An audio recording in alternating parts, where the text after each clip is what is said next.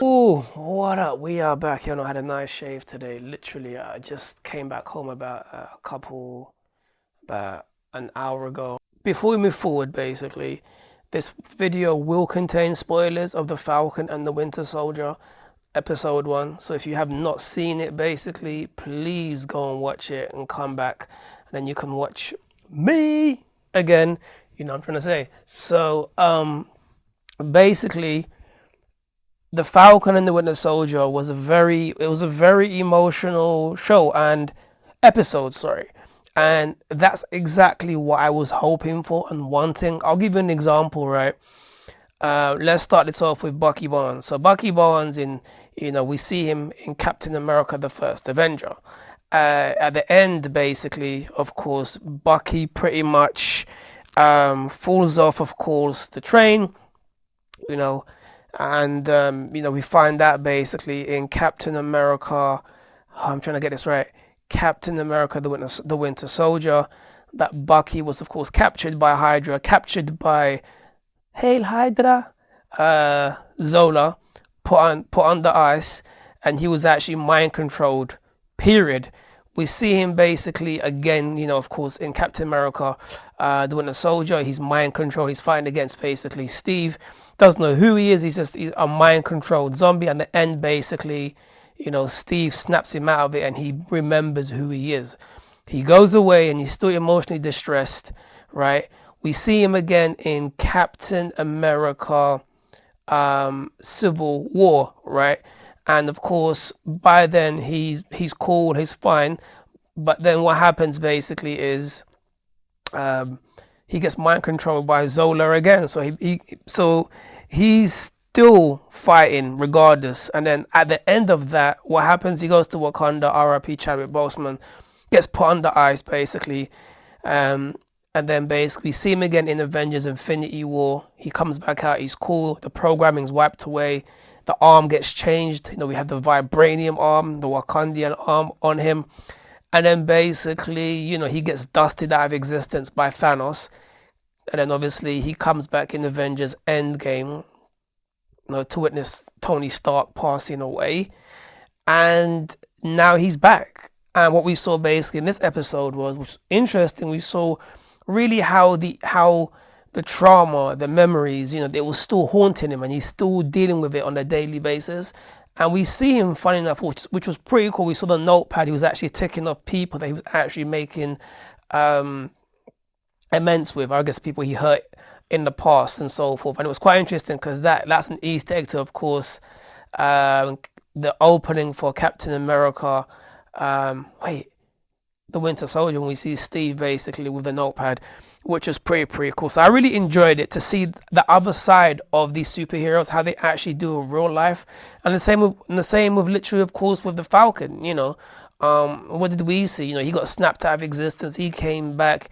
He's trying to find money to pay for the family boat while dealing with family issues. While still not content with actually holding that shield that Captain America literally, of course, gave him at the end of Avengers Endgame, and he's like, I'm not, pretty much saying he's not worthy enough to pick up that shield. He's not ready for it. It's just not him. He's not the guy to, of course, do it. So he's been through his whole scenario. Imagine being snapped out of existence for like he said, I believe it's 5 years. And he comes back, and it's like, it's quite interesting. So it was a very emotional ride, and it wasn't like my friend was saying. It wasn't cheesy. It wasn't a cheesy episode. A lot of people thought it would be like very cheesy and so forth. It wasn't. It was very emotional. It was subtle, and it gave you also an extended story of basically, like I said, what happened in of course, in the 11 years of the MCU. It's an extended story of how the Winter Soldier, Bucky Barnes, is feeling, how the Falcon, Sam Wilson, is feeling, and how they're trying to get their lives together. And of course, we see glimpses of those dudes with the masks, which is quite interesting. How did they get their superpowers? Do they have the super soldier serum within them? Who knows? And of course, we haven't seen Baron Zemo either, which is quite interesting. So they didn't show a lot in regards to what people thought they were going to see, I guess, in the trailers. But they really concentrate on basically showing you how these people were feeling, you know, how they were feeling. And the most interesting thing I found out is they never actually said Steve was actually dead. They said, you know, Sam said Steve is gone. We didn't see like a funeral for him like we saw in like in Avengers Endgame when we saw Tony Stark. They just said he was gone. So where is he? Where is he? What is he doing? Is he chilling somewhere? Is he on the moon? You know, from the time that dude was saying to him like there's a conspiracy theory that basically he's on the moon, I was like, could he be with Nick Fury? Who knows? Who knows? So Cap is still around, period. From what I can hear and from what I saw, you know, I don't see him gone. I think he's just decided to you know what, I gotta just I'm taking a break. You know, let me just go back into the shadows. Who knows? He may make a cameo basically in the show, just like we saw Rhodey, which was quite interesting. So I was like, Rhodey's here. We find out obviously that Sam's tech is, you know, he's got that Stark Industry tech. So who's making the tech for him? That's another thing. So it's a good show. It was a good episode. I enjoyed it.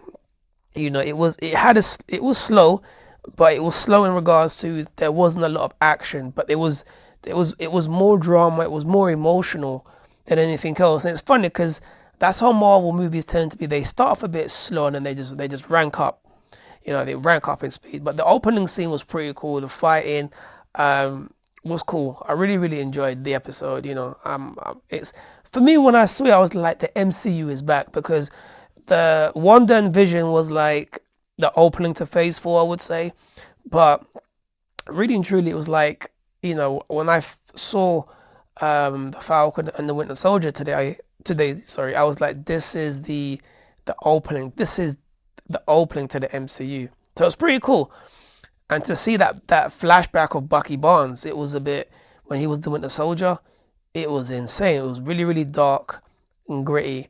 And it goes to show, even though he's not mind controlled anymore, he still has his demons that are haunting him. So I wonder how that's going to play a part basically in these 6 episodes. It's quite interesting. There's only 6 episodes. So it was cool.